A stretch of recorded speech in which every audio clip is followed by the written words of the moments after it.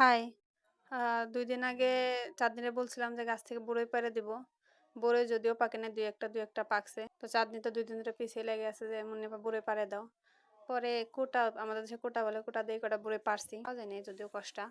দেন পরে দোকান থেকে চকলেট আর সন্দেশ নিয়ে মাঠে আসছি। বরই পেড়ে গোসল করছি। গোসল করে দেন এইগুলো কিনে নিয়ে মাঠে আসছি। মাঠে আসা যেহেতু ২-৩ দিন বেশি ঠান্ডা না, যার কারণে রৌদ্রের তাপটাও বেশি।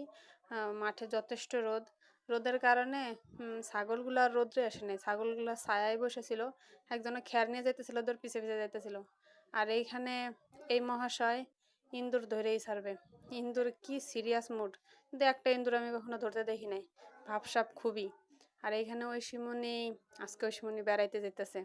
ঐশীমণি আজকে বেড়াইতে যেতেছে আর আমাদের খারাপ লাগতেছে। কারণ সারাদিন চিক্কর বাক্কর কত মজা, কত কথা, ছোট মানুষ কত কথা বলে।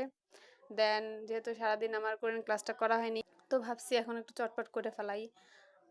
যেহেতু দিন চলে যেতেছে, কোরিয়ান ক্লাস করে বাইরে আসছি, কেউ নাই। অনেক সময় আর এরকম গলি আমাদের ফাঁকা খুবই কম থাকে। ওই সময় নাই হয়তো কেউ বাইরে নাই। আর এইখানে তানাদের সংসার বেশি দিন টিকে না পাখিদের। আর এইখানে আসছি, এই গাছে আজকে পানি দিব না।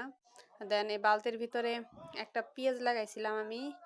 আমার পেঁয়াজের গাছটাকে জানি ভেঙে ফেলাইছে। আর এখানে মরিচ গাছ হয়েছে, ওটাও ভেঙে গেছে।